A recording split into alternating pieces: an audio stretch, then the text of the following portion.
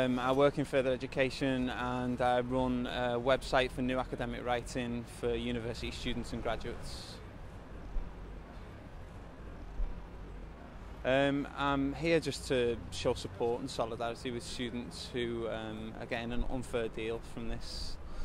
From these proposals. I think I'm also here to be part of a movement that's trying to dispel a myth. I think one of the things that's been talked about a lot is the idea that somehow the students aren't fully aware of what these proposals mean. I think that's patronising. I think they are aware of what it means. They're aware that they don't have to pay back straight away, but they're also aware that they'll be paying often into their old age for a crisis that wasn't of their making. It will affect the people that I work with more than it will affect me, which is obviously of concern to me. I work with students in further education, many of whom have made the decision that they don't want to go into higher education based on these new proposals. And again, that's not because they think they have to pay up front, it's because they don't want to be saddled with a £30,000+ debt until they're an age that they can't even comprehend at the moment. 23 out of 29 condemned cabinet ministers are millionaires. Not that Labour was any different. With Labour, 10 cabinet members were millionaires, more were aspiring millionaires. They will not lose their houses, they will not suffer from food shortages, their children will not be denied good schools. They should either stand with us or they will stand against us. Because this march won't be the last march we have on Merseyside, it won't be the last march we have in this country.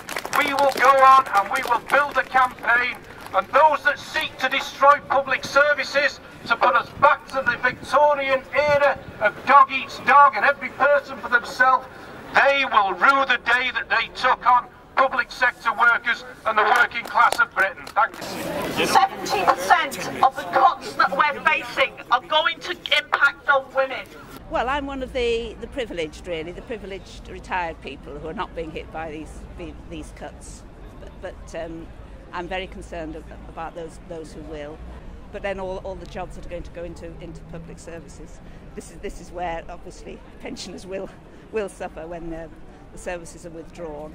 But I did work for the Citizens Advice Bureau, and I know that they're in crisis because they're losing funding, and yet they're getting more and more people needing their services, and it's just the Tories making the budgetary situation as an excuse, isn't it, to make all these cuts. It's their agenda to reduce public services. I think that they are taking decisions too quickly. I think they're doing it without proper consultation. They're doing it without thinking about things. They're making enormous decisions without the length of research that should go into making decisions of that enormity.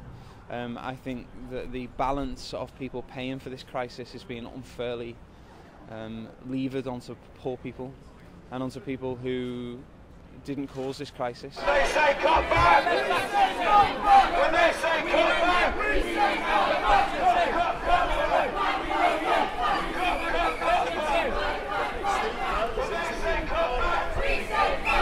When they say cut back! We say fight back! Cut back! Fight back! Whose streets? Our streets! Whose streets? Our streets! Whose streets? Our streets! Students and workers, unite and fight! Students and workers, unite and fight! Students and workers, unite and fight! Students and workers, unite and fight! Women are a huge area of public sector employment. We're going to get done both in our benefits, in our services and in our jobs. And we have to get out there and organise the women to say no, no, no. We don't accept there's a need for these cuts. We don't accept that we will help implement them.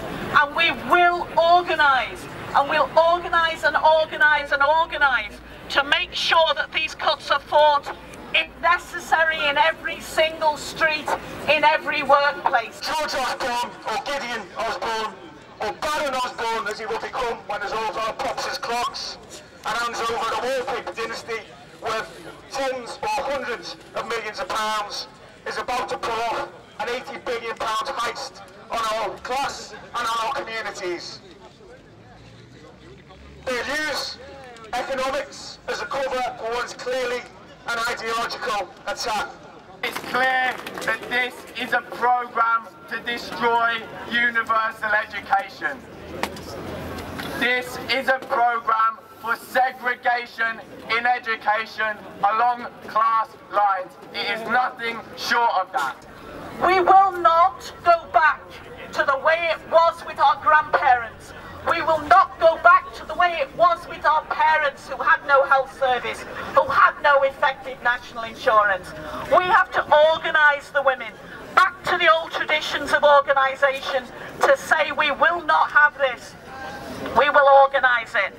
And I'll say, as a mother, I'll say to the coppers, lay off my kids, lay off my kids. We need to be very clear on our demonstrations, on our picket lines, and at every point where we try and assert ourselves against this crisis. We will not tolerate going home with our heads battered, our faces caved in, and our hands having been crushed.